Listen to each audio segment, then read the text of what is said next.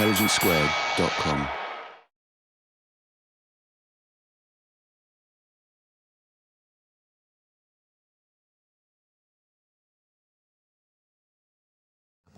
So, itself is a good idea.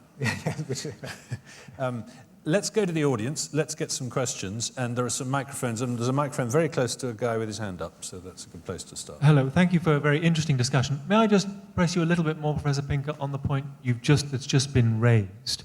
There's a certain contradiction between your paper and the title of your book. The book suggests a change in human nature. The title, The Better Angels of Our Nature, suggests better people. But your lecture was saying stronger incentives to treat other people with respect. That's what you were saying. There's stronger incentives not to kill people because they are trading partners and so you can make money from them, and so on. So it's almost as if you're saying really there are stronger incentives really to respect other people. Surely, therefore, one can qualify your argument, and shouldn't you qualify it, which is that this only applies to living human beings. Because if you put the statistics for abortions up on human abortions of human fetuses up on the screen, that would show a big increase since the mid-1950s. So surely living fetuses don't fit within your incentive structure or within your ideas. Let's give him a chance to answer. Other species. Yeah, let's give him a chance to answer. Thank you.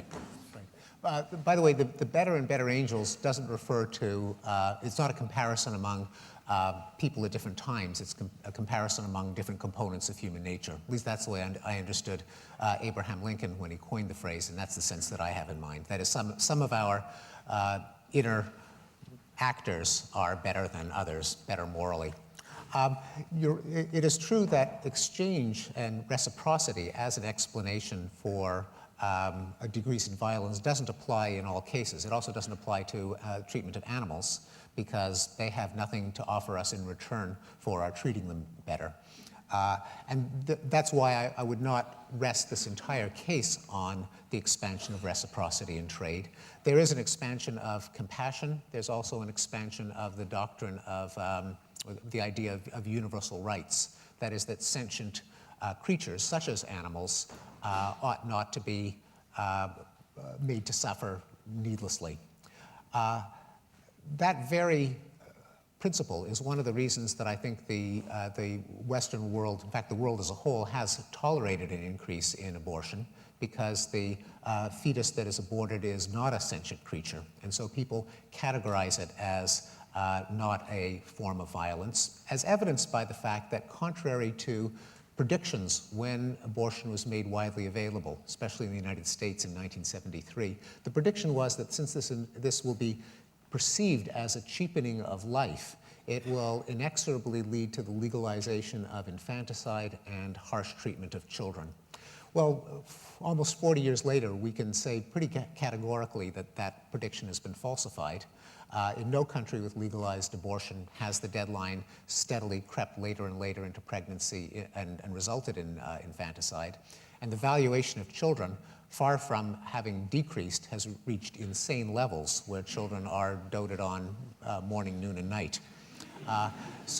Which I think is consistent. The book obviously would not be the right place to engage the debate of whether abortion is moral, but it did engage the question of how do people categorize abortion, and that's evidence that it is not considered a form of violence. By the way, although abortion did show an increase from the 60s through the 70s, I plot graphs showing that since then it has been in decrease for the last 3 decades. So that's another practice that has shown a decline. We've got a question over on this side. Thank you very much. I really enjoyed that. But I don't want to challenge an optimistic thesis with a doom-laden thesis, but I do want to raise a couple of skeptical points. You're quite positive about the Leviathan in the book and in this evening's presentation, but there is also surely a problem with the state. The state can make an art form out of violence, as of course the Roman Empire did, but the modern state does as well. I mean, you had a chart about showing the decline of torture. Of course, we've seen in the War on Terror that liberal democratic states are still capable of sanctioning torture. In fact, in neoliberal fashion, they outsource it, don't do it themselves. They find other parties to do it. But I'm also a little concerned about your heavy reliance on the human security brief data, because there's all sorts of things. I mean, we're looking at the last 20 years or so. There's all sorts of things that the human security brief data doesn't take account of. All the consequential death and dislocation and huge numbers of refugees, for example, which are all forms of violence that follow armed conflict, and also parts of the world where, such as the drug wars in South America, where people have stopped counting the level of death on, for example, on the El Paso border. So I'm a little bit skeptical that the data you're using is simply undercounting the level of contemporary death. Let's let him answer that, but just to throw in a quote from your book that reinforces his point. Governments are institutions that by their very nature are designed to carry out violence. Yes, indeed. And one of basically humanity, I think, is always poised between the dangers of anarchy and the dangers of tyranny. Of them, quantitatively, probably anarchy is worse in terms of the number of deaths. At least this is what Matthew White argues in atrocitology. And one of the development, and so once we had government in place preventing us from killing each other, then of course we have the problem of how to prevent the government from killing us. And one of the developments of the humanitarian revolution that I didn't have time to speak about this evening was obviously the concept of democracy, which emerged during that time and is an attempt to get the advantages of government without the disadvantages. And I think the rise of democracy has shown that, once again, with lots of reversals and imperfections, it's a process that seems to be working so far. In terms of the recent use of torture by the Bush administration, that obviously is a deplorable practice, but there's just no way that it can be compared to the torture that spanned thousands of years of human history, and it was used not to extract, not even with the rationale of extracting information designed to save lives in imminent danger, but it was used as a form of punishment and conducted in the open. It wasn't clandestine, it didn't need to be outsourced, because everyone thought it was an excellent thing for millennia. Here you're talking about an infinitesimally smaller number of victims in a process that lasted a very short amount of time, was done in secret precisely because it was universally decried when it was exposed. So again, it's not to say that violence has gone down to zero, including torture. Torture has obviously not been eliminated, but by any putting it in historical context, there's just no comparison between torture as a form of open punishment and torture as a illegal form of coerced interrogation. I very much enjoyed your presentation. Something that I'm quite fearful of is the role of religion, and it's something that may not be integrated into your model. Your presentation is 21st century weapons with religious ideologies. Would you mind commenting on that, and maybe we could talk more about that? You mean religions might be even more? Well, yeah, I mean, I'm not a public figure, so I can say what I like, I think. But I worry that you've got, 7th century thinkers in the 21st century with 21st century weapons. These things worry me, and they're not built into your presentation. And understandably so, this is a very specific random point I'm making, but if you could comment. I do discuss that in the book, the possibility of kooks with nukes. Obviously it can't be discounted, and although estimates of or popular accounts of how easy it is to build a nuclear bomb in your garage, or how easy it is to pilfer it from an unguarded pile in a former Soviet republic, are probably exaggerations, and that the sources that I've read on nuclear security suggest that pilfering a nuke or even making one is not impossible, but it's very, very unlikely. So again, I don't want to say that we should relax, that there's nothing to worry about. That clearly is something to worry about. But the predictions that it is inevitable And I quote predictions that people, experts saying, mark my words, it'll happen by 2005. For sure by 2009. Forget about 2010, it'll happen by then. And they've been falsified one after another, and there's probably a reason. Let me just mention one quick point in response to the earlier questioner, which is, by the way, the Human Security Report Project has tried to quantify variables such as forced displacement, such as excess deaths from disease and famine in the wake of a war. And there's no reason to believe that those have increased in compensation for the decrease in battle deaths. On the contrary, the most recent Human Security Report Project has shown that those have decreased as well because of the revolution in humanitarian aid, among other things. The lady in purple. Hi. I'm not going to be able to put this very eloquently, so please bear with me. If you think there is a part of human nature which is violent, and yet society is going to become less violent, what do you think is going to happen to that part in each of us, and where do you think it's going to come out in the future? Do you think nature will change, or do you think it will come out of people in different ways? Well, I don't believe in a hydraulic theory in which we have a pressurized vessel of violent impulses that has to be released through one channel lest it burst out through others. So I don't think that it's something that we have to get out of our system. I think there are circumstances in which we in which we contemplate violence, such as the homicidal fantasies that I mentioned, and that by exerting self-control, we can not act on them. And there are a number of ingenious experiments by Roy Baumeister showing that if you weaken people's self-control, they really are more likely to burst out in violence. But I don't think there's any harm in repressing them. And Baumeister presents a lot of data that self-control is an underrated feature of human nature. No harm comes from bottling it up inside. In fact, the people who bottle up their impulses lead happier and more successful lives. There's a chap has the microphone at the back there.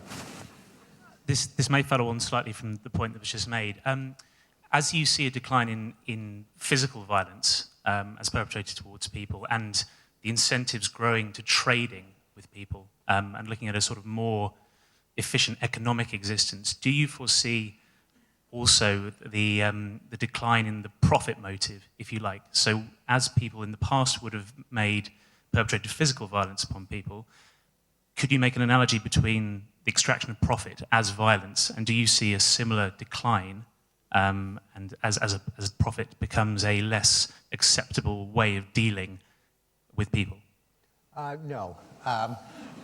No, I think that's an example. It's a kind of question that I often get. It's actually reflective of how far we've come, that we're looking for more and more kinds of metaphorical violence, since the real violence is so much less of a part of our lives than it used to be.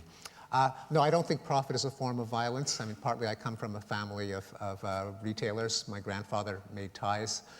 He bought cloth, he made them into ties, he sold them at a profit. I don't think that's violence. And sorry, I just don't. And somebody back there has the microphone.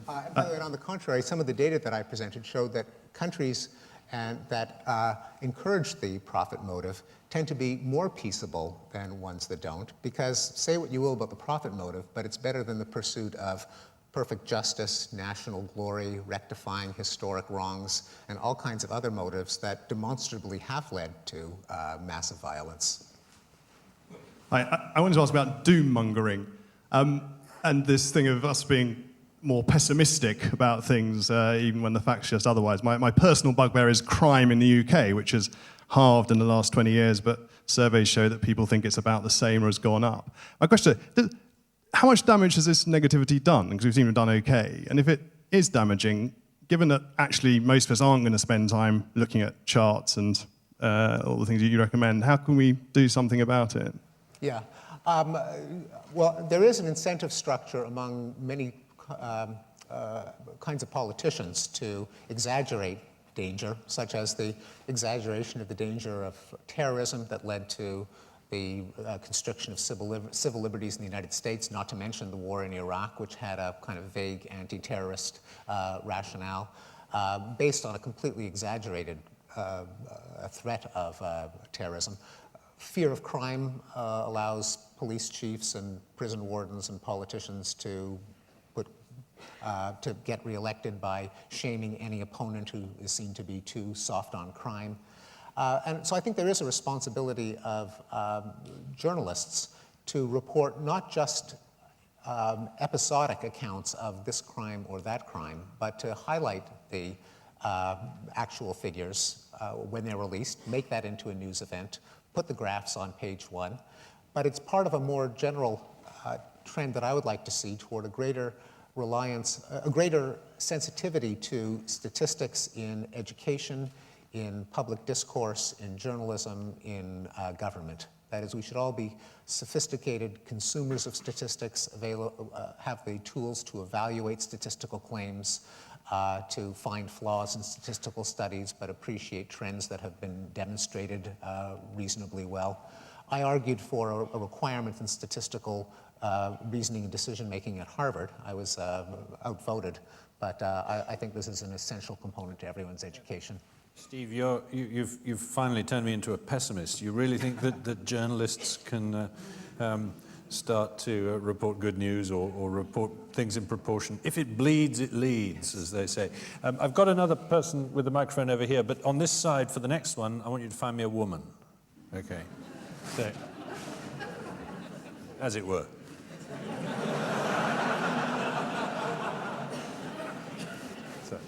Thank you, Stephen, for your wonderful lecture. My question is, I'm here. I'm a man, by the way. So you're able to make a case with all the empirical data and analysis pointing out factors like international cooperation, economic or monetary benefit, and all those factors that there is a trend that there's a reduction and decline in violence and death and on. But is that irreversible? So if you want to put your predictive hats on, would you be able to comment that there could be some situation or circumstances where there's a global reversible trend that actually is going to see an escalation of violence and death and so on and so forth? Is it going to be a cycle at all? What are your comments on it? Thanks. Yeah, it's a good question. I think some kinds of reductions probably are irreversible. And I base that not on any optimistic temperament, but just on the historical record. So certain barbaric practices, once eliminated, more or less stay eliminated. Human sacrifice might be the prototypical example. Every ancient civilization practiced human sacrifice. They all got rid of it, and no one seems to be in any hurry to reintroduce it.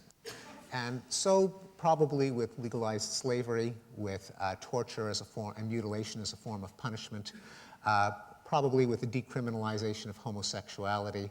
These things tend to be more or less ratchets, that once the racial segregation, so things where the rationale for, whether it's a social practice, it can be eliminated with the stroke of a pen, and then it requires energy and mobilization to reintroduce. There are other kinds of events that are more stochastic, more probabilistic. They depend on multiple actors. They can be highly affected by the actions of individuals. And there, I think it would be foolhardy to predict that the progress has been irreversible. Civil wars in the developing world, which have been in decline, that could go back up. The rate of crime has yo-yoed up and down in ways that have defied every expert prediction. I don't think they'll go back up to the level that they were in the Middle Ages, but could they double? Sure, they could. And then there are wild cards. There are the unknown unknowns, some cunning fanatic who's hatching an ideology this very moment that no one's heard of, but it will catch on and infect one country after another. The possibility of massive terrorism that provokes some unpredictable response. And then there is a possibility that stress due to climate and resource competition could lead to increased tensions. Matt might have something to say about this, but it must be added in here, as with, by the way, many of the conclusions that I've reached on recent statistical studies of conflict. Many of them owe to the Peace Research Institute at Oslo, for which Nils Petter Gleditsch is here in the audience. But a number of those studies have shown that the connection between resource competition and armed conflict is not nearly as tight as most people think. and a number of studies have tried to measure resource stress at time 1 with armed conflict at time 2 and have found little to no correlation, which sounds counterintuitive until you start to think of your favorite wars, very few, if any, of which have been fought over finite resources. World War I certainly wasn't, and World War II. And conversely, there have been a lot of resource stresses that have not led to armed conflict. The Great American Dust Bowl of the 1930s did not lead to an American Civil War. There was an American Civil War, but it certainly wasn't about dwindling resources. So that's just a caveat that while I would not rule out the possibility that resource competition or climate stress could lead to an increase in armed conflict, it's by no means a foregone conclusion. I'm going to go upstairs and then downstairs, where I think I've got a woman at both places. And I wasn't just being flippant or sexist.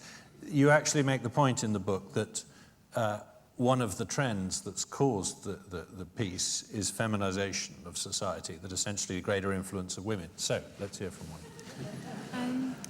I'm just wanting to look back at human nature once more, and also taking it for granted that you were one of the proponents of human nature being much more slowly changing. And I'm concerned that the actualization of violence, if it has really decreased so much in such a short period of time, if that has any correlation at all with the incidence of perhaps internalized aggression resulting in depression or even, dare I say, autoimmune diseases. I doubt it. That is, for the same reason that I'm skeptical of a hydraulic theory of violence, in which we harbor some amount of destructive energy that has to be directed outward. If we bottle it up, it will destroy us from the inside. I think the evidence suggests that that's not true. And again, I'll appeal to the results of Roy Baumeister, also Walter Mischel, and other psychologists who've studied self-control and inhibition, and have resoundingly concluded that the consensus of the 1960s, that our problem is that we're too repressed, we're too uptight, we're too wound up, that we need to let it all hang out, is exactly backwards. That it's the people with the most self-control who lead the happiest lives. In fact, you can manipulate self-control in the lab and get people, you can fatigue self-control by having people resist a yummy chocolate chip cookie when they're hungry. When you do, and that does fatigue the self-control muscle, so to speak, people have more violent fantasies. They punish other people with electric shocks more readily. They put more hot sauce into their food, the hot chili peppers. So self-control, which really does, I think, push it. It is one of our better angels. It's one of the reasons that I can believe both in human nature and a reduction in violence. Namely, we do exert self-control under a broader range of circumstances. But I think there's nothing wrong with that. I don't think we'll suffer at all. At the back, I think there's a woman with a microphone. Yes, another woman. I'm just curious about your ideas of self-esteem and violence and the relation between, I heard you on the radio saying that it's actually people with a very high self-esteem who are more violent than those of low self-esteem, which is the common belief. Yes, this, again, I owe this conclusion to the research by Roy Baumeister, who found that if you actually administer tests of self-esteem to various people, it's the wife beaters, the rapists, the neighborhood bullies, the psychopathic killers who are off the scale. They got plenty of self-esteem. To say nothing of the various genocidal dictators and tin pot tyrants. The problem with self-esteem is, as opposed to a satisfaction in accomplishments, and by the way, I'm sorry if I'm not making eye contact, because I actually don't know where you are, but I'm going to look in your general direction. The problem with self-esteem is that if it's unearned, that is, if it's narcissistic, then it's fragile and easily popped, in which case the common reaction is to treat the insolent signal from reality as a heinous crime, and to punish anyone who disrespects you, who doesn't treat you in the elevated way in which you treat yourself. And that's why, far from reducing violence, self-esteem can increase it, because it makes signals from reality intolerable and punishable insults. There's a lot of sacred cows being slaughtered tonight. Over there's the microphone. I'd like to invite you to comment a little more on the rise of feminism and its impact and influence in the boardroom, and also how you would view female leadership, not just in the boardroom, but leaders of countries, presidents, prime ministers. We've seen some rather powerful women be appointed in Australia, more recently, I believe, in Brazil, and so on.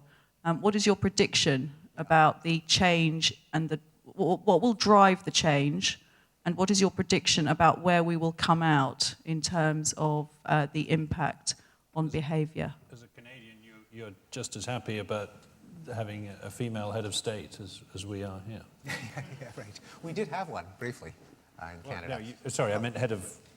Well, yeah, I mean head of state. I meant the state, Queen. Yes. Oh, the Queen. Oh, yes. We did have a female prime minister briefly.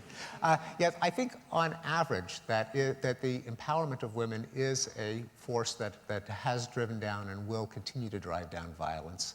Not because every female head of state is going to be a pacifist, far from it, but because, as I very quickly mentioned in this talk and expand on in greater detail in the book, there are many different motives for violence. There's no one thing, such thing as a violent impulse. And some of them are going to be evenly distributed across the sexes, but some of them are very much a guy thing. And I think the pursuit of honor, glory, dominance, status out of proportion to any actual rewards is something that is gendered, as we say. It's far more prominent in men. And of course, men commit more violence, however it's measured. More violent crimes, more violent fantasies, more violent entertainment, more rough and tumble play as children, and so on.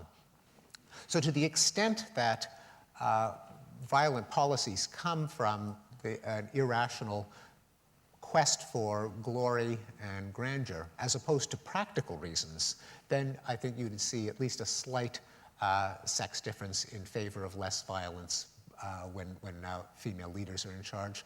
Also, in almost every public opinion poll, women favor the less hawkish foreign policy.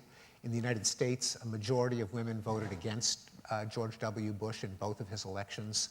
And so as women are more engaged in decision-making, one should expect that forms of stupid violence should go down.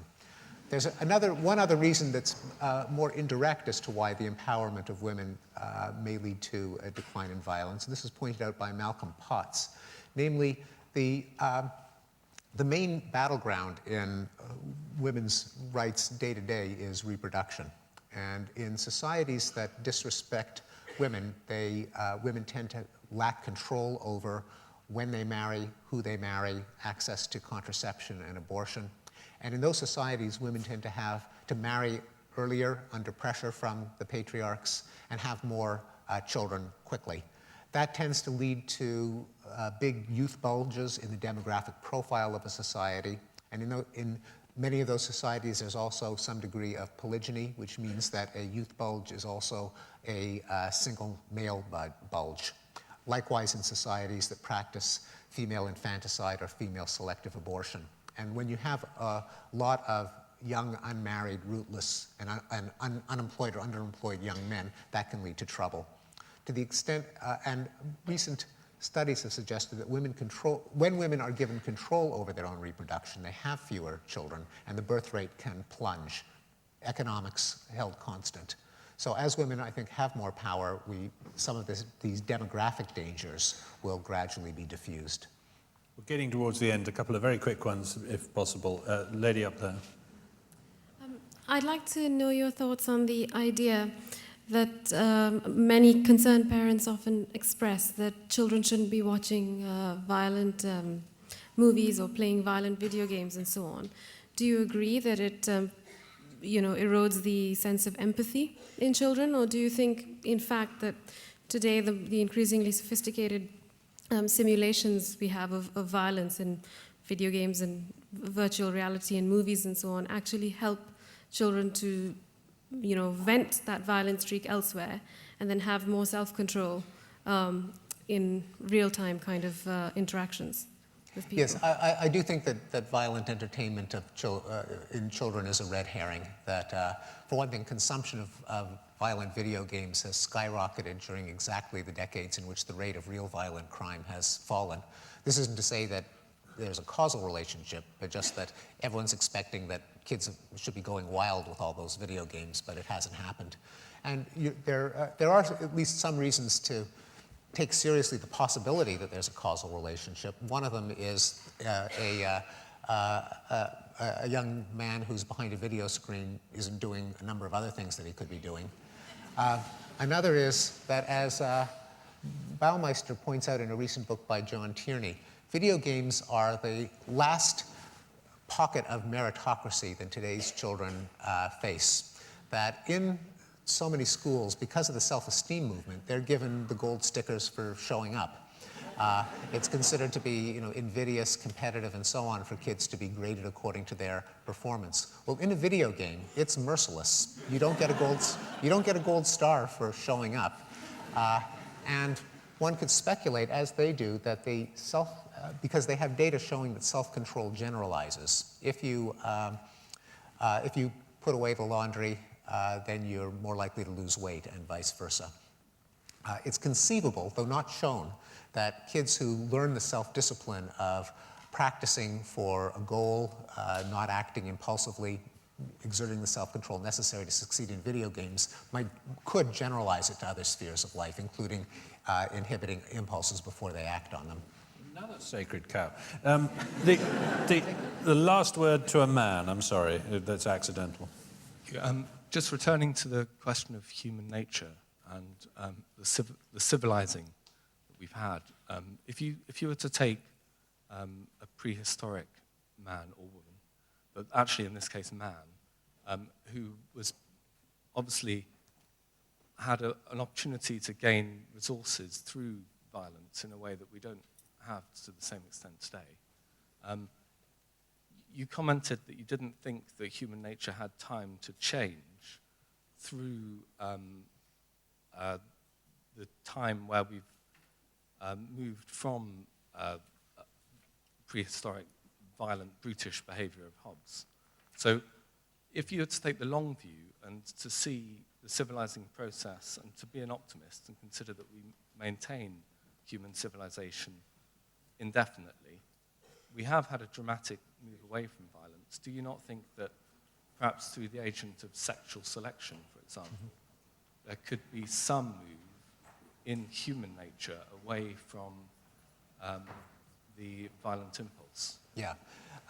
Just to be clear, my point in response to an earlier question was just that the declines of, say, the last 50 years could not be attributed to natural selection. There certainly hasn't been time in the 2 generations or fewer if we're talking about the new piece of the last 20 years. And so I was just extrapolating those social, cultural changes, whatever they were, saying they were all we need to explain the earlier reductions in violence.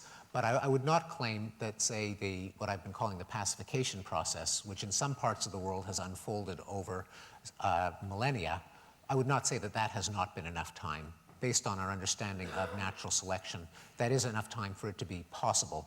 Whether it in fact has happened, that is, whether your thought experiment of putting a Cro-Magnon man in a time machine, time transporting him to the present, provoking him with some insult and seeing whether he lashes out violently or not. I don't know the answer. All I know is that we don't have evidence that he would be biologically different from contemporary humans. This isn't to say that he necessarily wasn't. One of the reasons to be at least a little skittish in accepting that claim is that it could also be tested by looking at people who've lived under government for many, many generations, and those who, until recently, have had ancestors that have lived in hunter-gatherer or other tribal circumstances. And you can make the same prediction about different ethnicities, a prediction that I don't expect anyone to test anytime soon for obvious political reasons. Because a conclusion might be politically uncomfortable doesn't mean that it's false, but it does mean that we should demand a high level of evidence before we assume that it's true. And so I just don't think that evidence is with us now. If the payoffs in terms of reproducing, that is, finding a mate, bringing up children, having the children survive to have children of their own, if that changed over enough of the world over enough generations going forward, then yes, that's what natural selection consists of. So it could, in theory. Ladies and gentlemen, thank you very much. I'm sorry we didn't get to every question. Steven Pinker.